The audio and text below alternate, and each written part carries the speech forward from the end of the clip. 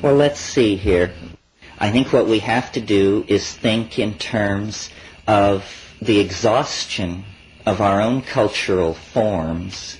I mean, that's what we're living through, is a global dying created by the exhaustion of our cultural forms and the vitality of the cultural forms that we see in these so-called primitive, I call them pre-literate, people.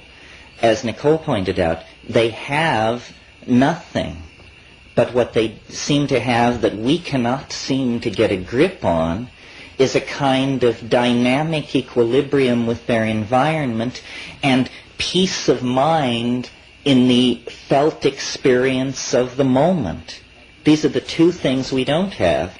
As a society, we cannot seem to make peace with nature. As human beings, as individuals, it's very hard for us to be at peace with ourselves.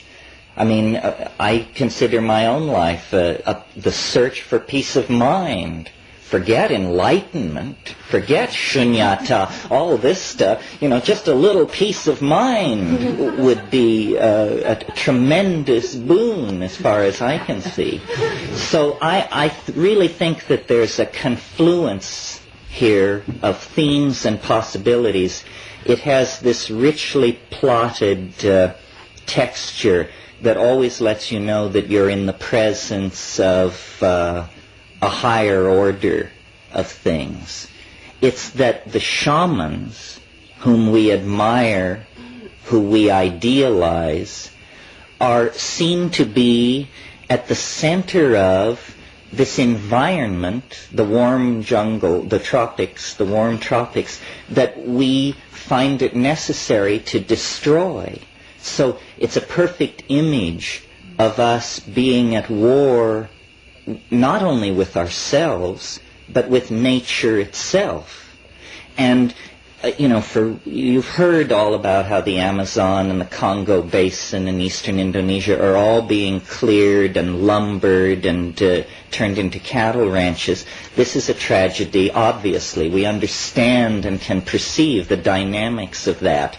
But how to make sense of a situation where, as the World Bank and the IMF attempt to halt this kind of destruction, on the other side of the coin, the United States State Department and the DEA and these agencies propose and are planning to carry out the defoliation of the Waijaga Basin.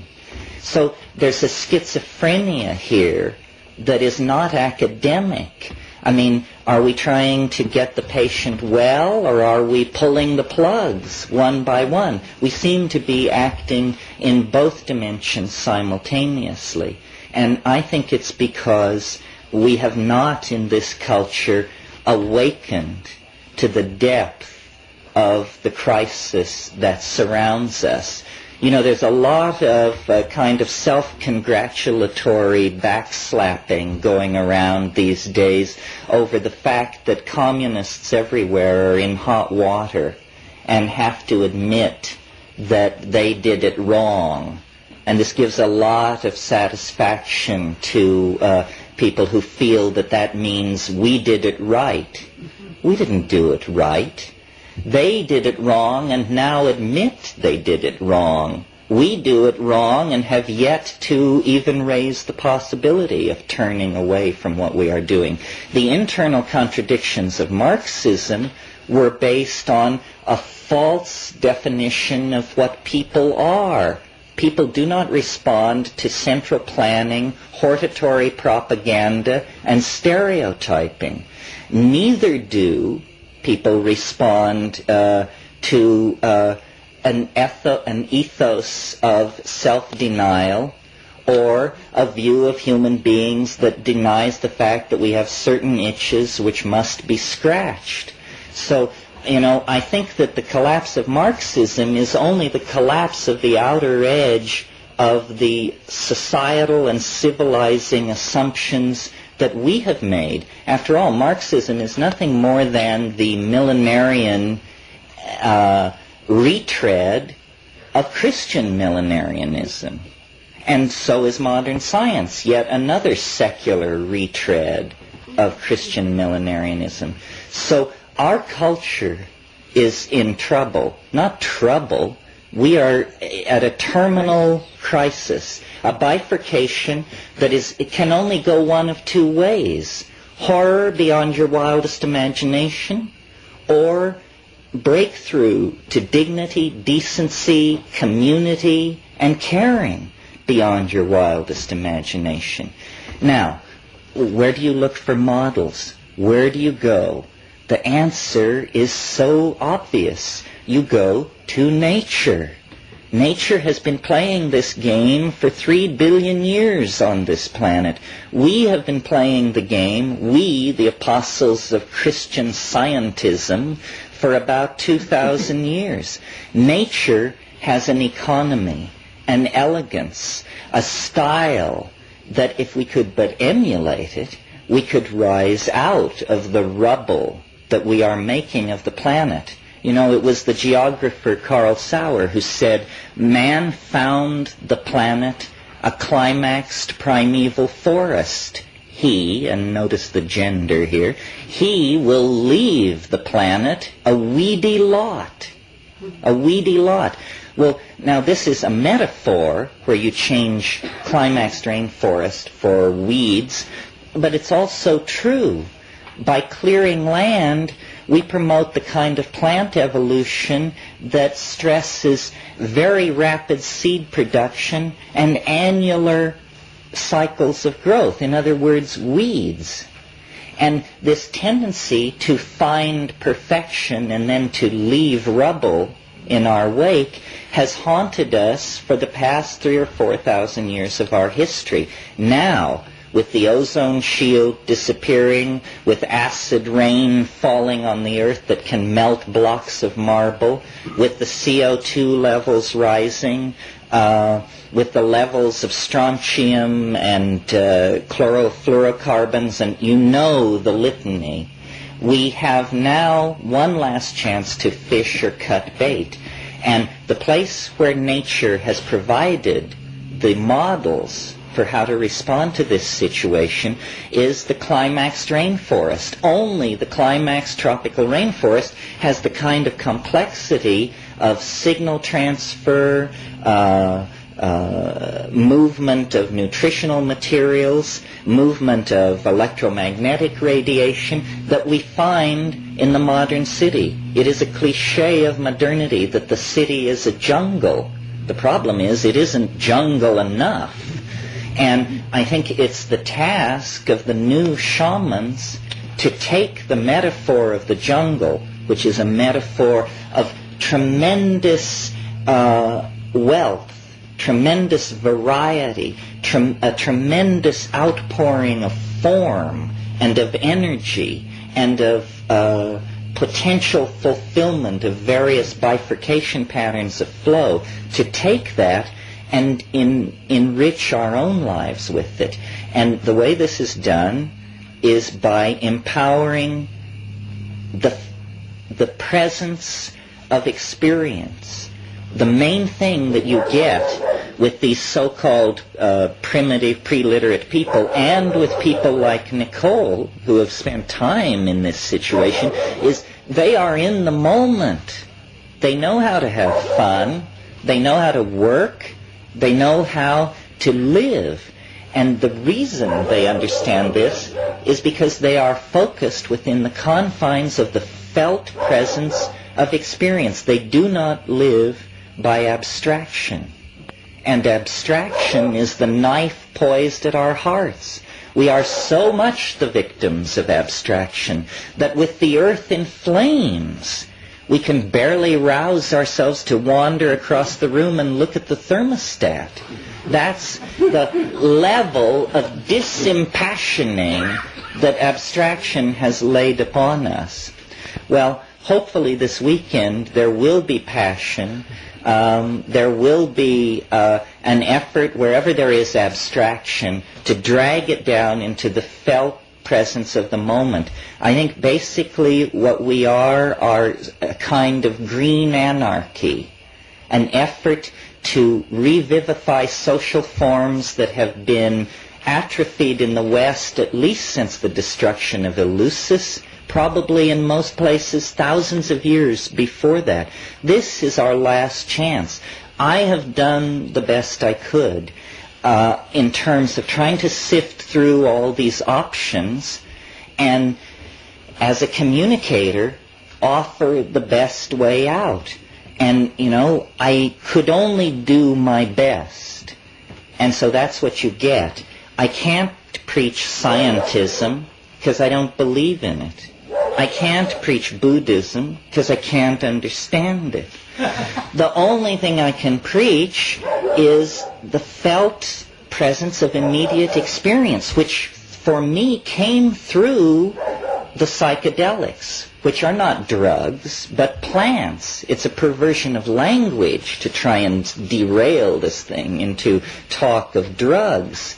There are spirits in the natural world that come to us in this way. And so far as I can tell, this is the only way that they come to us, that it's rapid enough for it to have an impact upon us as a global population. This weekend will be different because we will be hewing close to the source.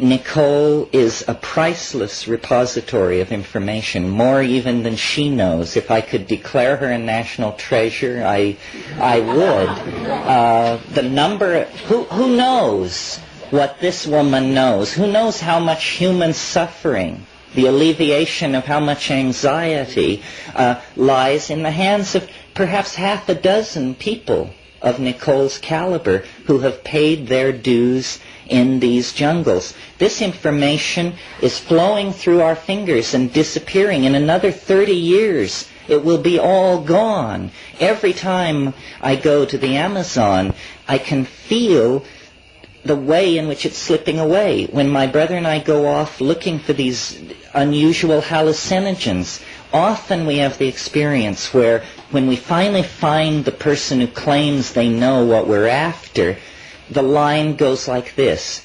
Well, I've never taken it, but as a child I remember seeing my grandfather prepare it, and I think I can do it. If it weren't for us standing there asking that it be done, it would never have even risen into the gentleman's mind as a possibility. This is the knife edge upon which this knowledge is poised. If it can be saved, it gives me hope that we can be saved. If we can't save this kind of knowledge, we cannot save ourselves, because this kind of knowledge is ourselves. Culture is a garment which you put on. Medical systems are pieces of jewelry which you wrap around your throat or neck. Religious ideals are like objects which you push through pierced nostrils and earlobes. If we cannot come to terms with that which allows us to give birth with ease, to die with dignity, and to live in health, then what kind of a future do we have? No future at all. So this is not a meeting of obscurantists or enthusiasts for some private vista of transcendence. This is a meeting of political activists, people who are socially committed to themselves, to each other, to the larger idea of community, and who understand that when you talk about Gaia, it's only an abstraction unless you talk about plants. The division between the masculine and the feminine is only trivially a difference between men and women. It is fundamentally a division between plants and animals. Plants are the enveloping feminine matrix of control and refurbishment.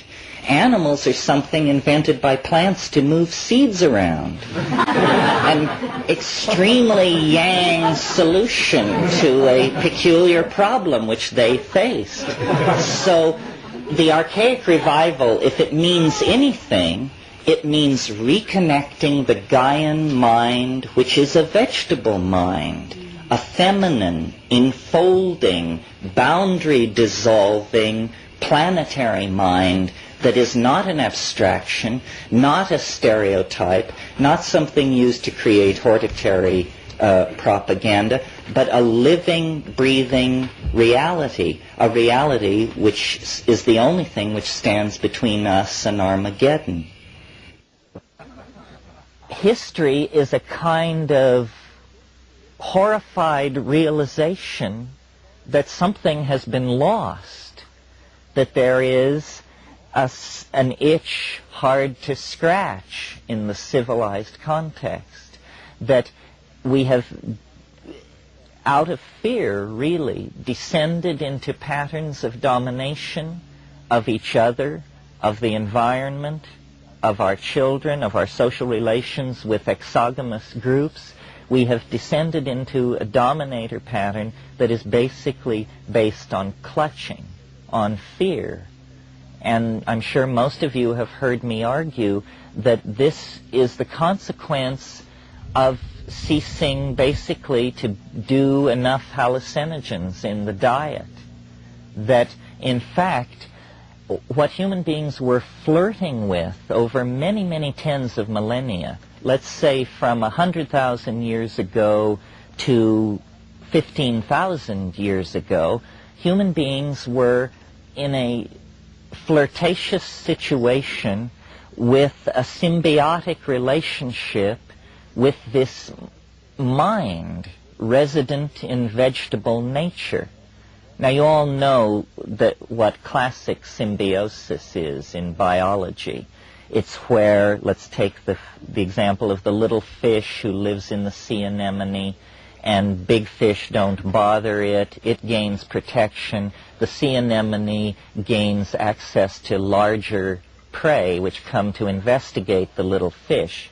That kind of symbiosis is genetically locked in.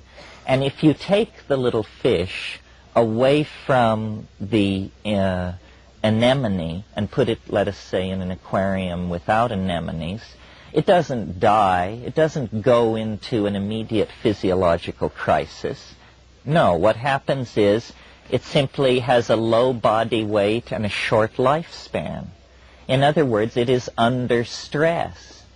And I believe, I hope I'm not deluding myself, but I believe that the lost secret of human emergence, the undefined catalyst that took a very bright monkey and turned that species into a tormented, self-reflecting poet-dreamer, that catalyst has to be sought in these tertiary alkaloids in the food chain that were catalyzing higher states of intellectual activity. And I've pointed out to you ad nauseum, I'm sure, the reciprocal feedback relationship that was working there in the case of the mushroom in the veldt situation in Africa. It was promoting at low doses visual acuity, which was feeding back into the hunting and gathering process, making those animals with this increased visual acuity more adaptively successful, hence more reproductively successful, hence they're outbreeding their competitors. At higher doses, psilocybin actually causes a generalized arousal, which includes sexual arousal. Again, it becomes a catalyst for increased reproductive success. More instances of copulation in a situation like that lead to more successful births of those into family structures where the alkaloid has been accepted into the food chain. Well, this would be only an obscure topic of interest to primatologists were it not for the fact that it is a crisis in consciousness which confronts us globally. Consciousness is the commodity that if we do not have enough of it, do not produce it fast enough, then the momentum of the processes we set in motion in our ignorance is going to sterilize the planet and do us all in. So we have to have consciousness. Well, then you look at the smorgasbord of ethnographic possibilities and you discover this institution of shamanism.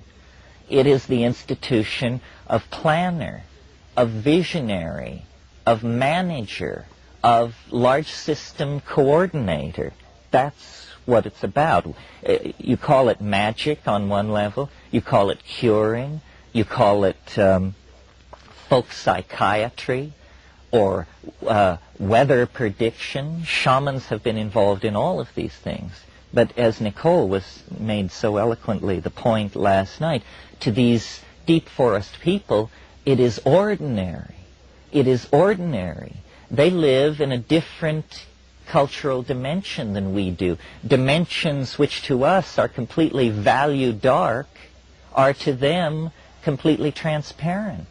And dimensions which to us are extremely rich and complex, the inner world of the nucleus of the atom, let us say, are for them totally value dark. They don't even cognize the possibility of asking the question. But nevertheless, the specialization in these various domains is not something where one is as good as another. Consciousness is the domain of immediate experience. How are we going to save this planet?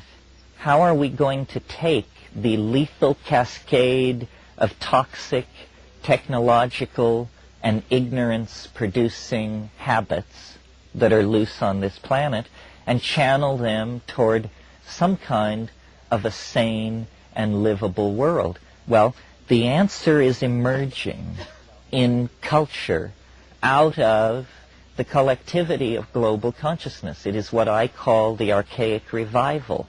It is this very large turnover in the mass mind. Some people call it a paradigm shift.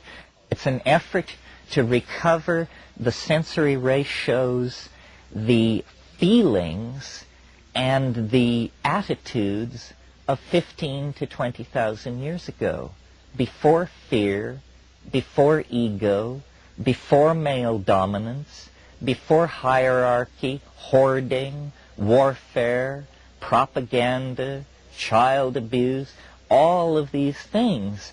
And the answer lies, as was indicated last night, in integration into the dynamics of nature. Well, so far as my analysis gives it to me, the only way you can abandon yourself to the dynamics of nature is to break through the language shell. You must cut through the aura of programming and cultural assumptions that surround us from the moment we are able to speak. The only way this can be done is by dissolving the boundaries of ego. Ego is a structure that is erected by a neurotic individual who is a member of a neurotic culture against the facts of the matter. And culture, which we put on like an overcoat, culture is the collectivized consensus about what sort of neurotic behaviors are acceptable. Now, I don't know, so you see, what I see going on in the Amazon is a very radical psycholytic therapy where they are dissolving, literally dissolving, the boundaries of self, culture, and ego assumption. And then what you discover is not the white light, or what William James called a blooming, buzzing confusion, although in the first few minutes it can be like that. But what you really discover is sentient, organized, living, loving nature. That nature is a force. Nature is a mind, a personality, organized with intentionality, organized with feeling, humor, grace, and conviction. Conviction. And if you can get right with that conviction, then that's the secret of dancing in the waterfall. That's the secret of the shaman's apparent transcendence of the rules of mundane statistics. Because that is what it is. The shaman doesn't violate physics. He or she simply knows how to push the improbable to its greatest extent. And in Eastern philosophy, this is called the Tao, abandonment to the flow, fitting of the small pattern into the larger pattern. Well, I think these things are very important because I think that psychology, psychiatry, psychoanalysis, it's a good idea, but it will never reach any kind of operational effectiveness until we look to these native healers all over the world and study their methods, and their methods are chemical and personal. It's a combination of care, attention, intention, and chemistry that allows consciousness to be made malleable and then recast in other forms. So I find myself this weekend explaining myself. That's what I feel like I'm doing. Why does someone who extols the self-transforming elf machines of the DMT space also claim to be a conservationist, also, have a mathematical dog and poodle show? Well, it's because all of these things emerge out of the concrescence of consciousness, its intention toward its own transformation. Nature is the answer. It's not enough to be like Wordsworth. It's not enough to, this is not, Mao Zedong said the revolution is not a dinner party. And certainly the ecological revolution is not a dinner party. Poetic sensitivity to the death of the planet is not what we're striving for here. What we're striving for is to halt, overturn, and back out of the impending death of the planet. It is very clear now that consciousness will decide that the planet, there are not rosy futures of suburban housing and ratatouille to be extended endlessly into the future. We are approaching a bifurcation where it is either going to become heaven or hell, one or the other.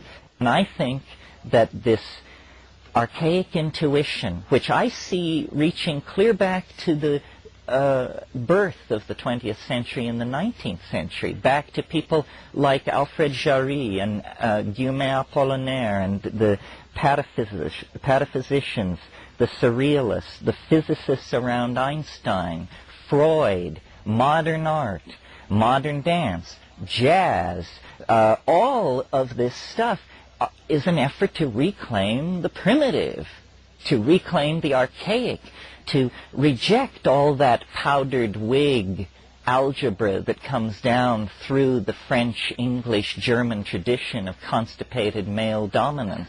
And instead, intuit, that's what it is in Freud and Jung and the New Age, and intuit our way out.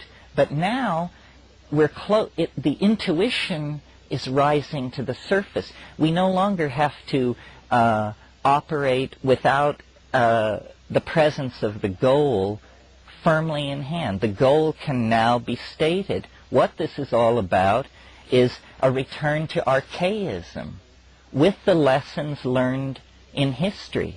That's where we were happy. The fall was a fall into a veil of tears, into a world of limitation and pain and suffering and infectious disease and so forth and so on. It's a prodigal journey into a lower dimension that can now be ended by a collective cultural decision to commit to this Taoist, shamanistic, feminized, cybernetic, caring, aware, present kind of being. I mean, it's nothing more than what each of us is in our very best moments. But we have to extend those very best moments to fill whole lifetimes.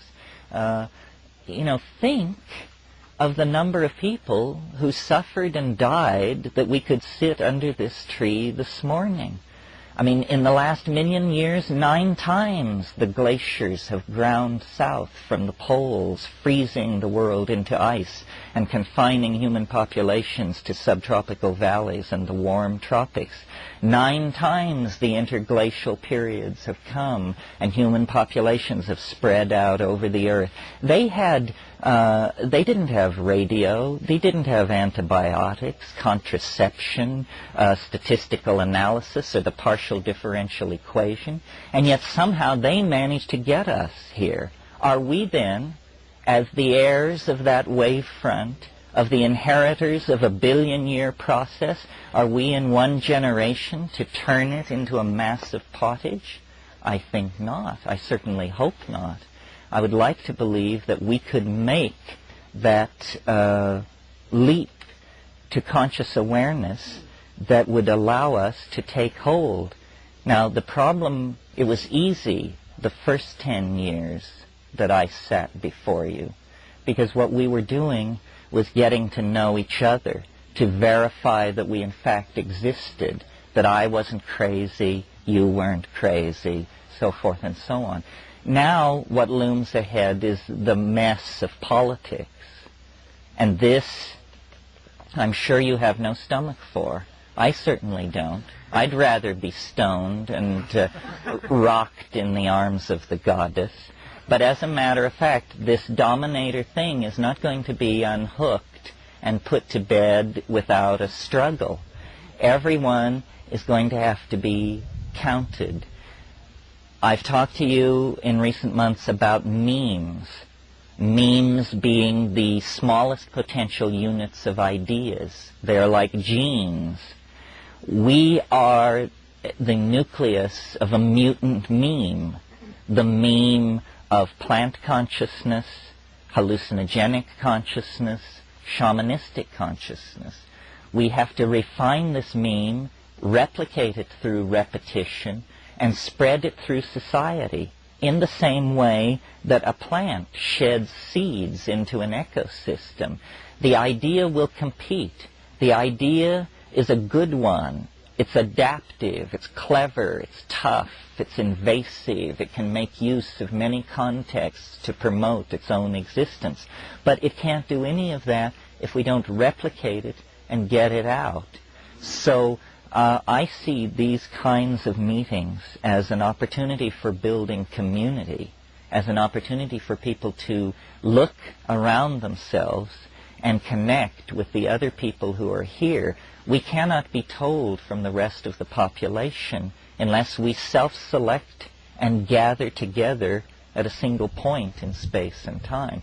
When we do that, we recognize each other. When this meeting is concluded, we will merge back into the larger stream of the body politic, but carrying this meme of the Gaian resurgence, the Gailanic wave that must come. I mean, people say it's so wonderful that you articulate these feminist ideas and so forth. I do it because I don't want to be dead. I do it because I don't want my children to have no world to live in. There is no choice. The walls are high and the current is moving very fast. What we need to do is merely keep our spirits high and learn to sing the song. My friend Ralph Abraham is a proponent of this school of mathematics called chaotic attractors or dynamics. And this is the notion that many processes are not pushed from behind by the momentum of casuistry, as in the ordinary Newtonian model of process, but that there are what he calls attractors, or basins of attraction. And these are things which lead processes forward. For instance, a somewhat trivial example would be if we had a large bowl and a marble, and every time we released the marble up near the rim of the bowl, we would notice that it unfailingly rolled to the bottom of the bowl and located itself somewhere near the center of the bottom of the bowl, we could say that the bottom of the bowl acts as a basin of attraction for the marble. In other words, the marble finds its most, that its energy state is most at equilibrium when it locates itself in the trough of the bowl. So there is a way of analyzing processes to see them as though they were led rather than pushed. And I think it's fruitful to see human history this way. You see, what we deny as a culture of materialist, positivist reductionists, is the presence of spirit in the world, in ourselves, or in nature. And so Western science is very concerned to deny what is called telos. Telos is a Greek term for purpose. Purpose. The same idea as the attractor that I was trying. If you have a target, if you're driving a car toward a goal, the goal is your telos. It decides how you will steer the car. Well, it has been for the past 150 years extremely fashionable in sociology and biology because of Darwin to deny telos in nature, to say that, any apparent order in nature is made up of the disorder of random mutation meeting the disorder of natural selective processes, and these two streams of converging disorder create a kind of apparent or virtual order, which is an illusion. This is the orthodox theory. And when you take this Darwinism and put it into historical theory of human processes in time, you get the modern position in academic philosophy about history, which is that it is, and the official phrase is, trendlessly fluctuating. That's what we are asked to believe we are embedded in, a 10,000-year-old process of trendless fluctuation. In mathematics, this is called a random walk. It means you just go over here a few steps, and then you go this way, and then you go back. You're like a drunk, lurching around in this phase space. And this is the highest vision of human purpose that the reductionist vision can offer. Well, what the intuition of religion is, especially Western religion, and I wouldn't even bother to mention it, except that it also is the strong intuition of a lot of psychedelic experience, that there is some kind of attractor in the historical phase space. There is something which is drawing everything toward it. It's like a higher dimensional entity that casts an enormous shadow over the human landscape, so that, at sitting around campfires 50,000 years ago, people felt this vague tug toward organization, order, cognitive activity, epigenetic activity. Epigenetic activity means coding stuff not in your genes, but in dance, gesture, ritual, and ultimately in clay and on paper and in electronic storage methods. This proliferation of complexity is a response to and an anticipation of this transcendental object at the end of historical process. You see, if it weren't for our presence on this planet, even modern science at its present primitive state could give a fairly good accounting of what's going on, that out of complex polymers arose super complex polymers which were self-replicating, and that was life, and then you have an animal population. But the fly in the ointment of this rational model of reality is ourselves. We are clearly imbued with a higher dimension, which we call spirit, in a way that ordinary matter, when imbued with a higher dimension, is called life. In other words, we represent a different ontological level in the career of organization because we hope, we despair, we plan, we remember, and we misremember. You know, we lie, we fabricate, we delude ourselves and other people. All of these things are uniquely human functions. Well, I think that shamanism, which is the focus of our concern here, is a kind of anticipating of the whole pattern. And that this is really the way to think about shamanism when thinking of it as a force that can steady and complete an individual human life. The shamans are not in history in the same way that we are. By having access to this higher dimension that they go to in their trance states and their states of intoxication, they gain a fractal overview on process, on life. I mean, after all, isn't that what we mean by wisdom? Wisdom is understanding how things really work, how they really work. Love affairs, the raising of children, the managing of corporations, the prosecution of wars. How do these things really work? Not the deluded and fumbling attempts of the proponents of this or that school, but a Taoistic insight into the actual appropriate dynamics of everything. Well, how do you gain that kind of an insight? The answer is you must have a superior model. You must have a superior model. Now, if you believe, that the world is composed of 3 levels and they are held up on the back of a woman who sits on a giant tortoise who floats in space, this is a model of the universe. It can take you a certain distance. But what model of the universe can actually offer reassurance in all kinds of situations?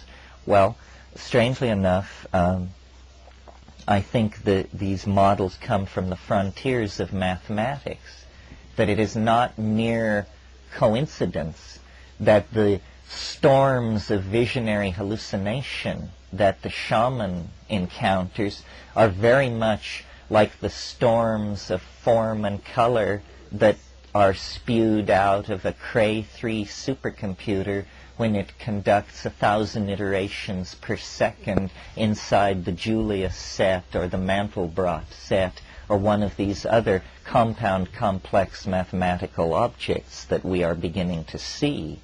You see, mathematics, up to this point, has been a computational science because mathematicians used pencils and blackboards and chalk to describe their objects. And consequently, an excruciatingly difficult vocabulary kept most people from appreciating what mathematics was about. Now, the computer is to modern mathematics like the telescope was to 16th century astronomy. The computer becomes a window into domains of hyper-complex computability that previously could barely even be conceived, but that now, at a rate of millions approaching billions of iterations per second, Ralph works on the MMPP machine, the multiple parallel processing machine at Goddard Space Flight Center. It does 800 megaflops per second, 800 million floating point decimal calculations per second. Well, you can dream dreams with a machine like that, and strangely enough, at the edge of the super technology of the dominator culture at Goddard Space Flight Center with guys, high priests standing around in white coats, when you get it up and running, what you see is what an ayahuasca shaman sees on a Saturday night in the Amazon. You see that you are navigating through a complex, higher dimensional phase space where, by varying the inputs of amplitude and frequency in one case using an electronic box, in the other case using the human voice, you sing your way through a mathematical domain which is a higher resonance of reality. And you learn how the world really works, how things happen. Well, how the hell do they happen? Well, on the simplest level, they happen like this. They have a beginning, they have a middle, and then they die away as an oscillation, a damped oscillation.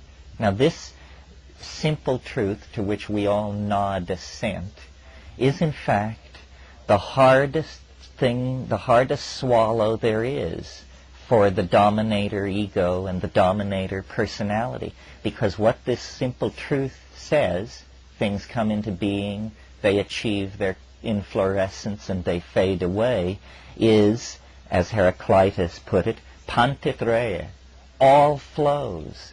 Nothing lasts. Nothing is saved. And this is, our glory and our agony, that,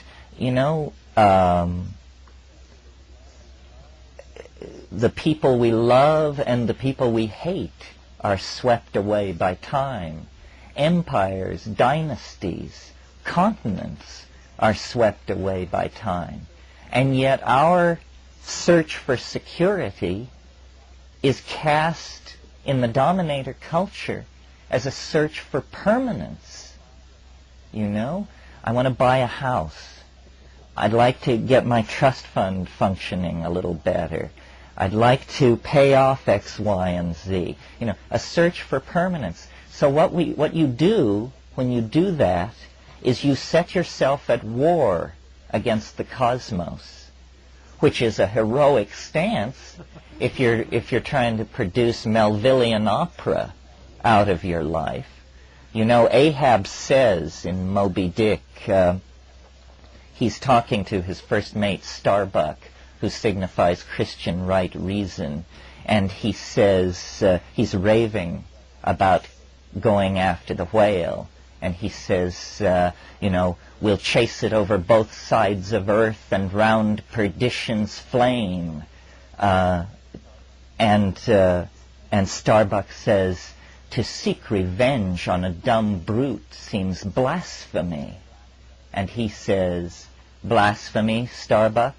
Speak not to me of blasphemy. I would strike out the sun if it insulted me. For could it do that, then could I do the other, since there is ever a sort of fair play. Well, this is locker room talk.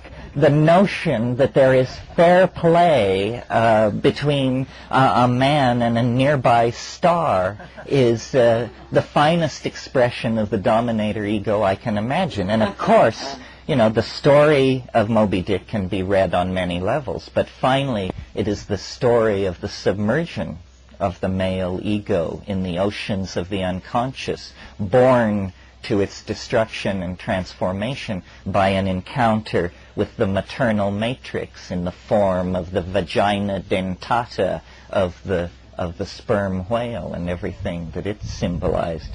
So I don't think we want to go that way. I don't think we want to set ourselves up as the crusaders for permanence.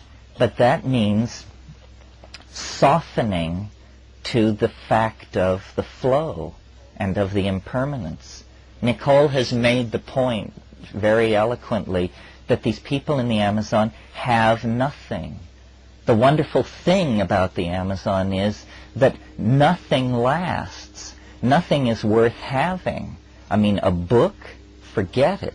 Clothing, houses, everything is just swept away by the incessant recycling of material. So all that is permanent are values, personality, strength, honesty, decency, dignity. These are things which can be erected against the flow and have some hope of permanence. So I think, shamanism is permission to transcend anxiety by accepting the transience of all form. And this is a truth of the universe that cannot be ignored. So once it is integrated, then it's as though resistance in the electrical circuits that surround your integration into the world begins to fall.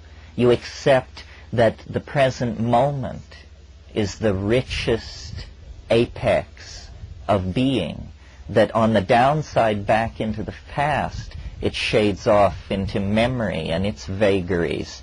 In the future, it shades off into a series of adumbrations and anticipations. I think that the shamans gain this tremendous authenticity that you feel in their presence, the good ones, because they have seen the end. They have a model of how process happens, and so they don't push and they don't clutch, and then energy flows through them. And our civilization has to learn this.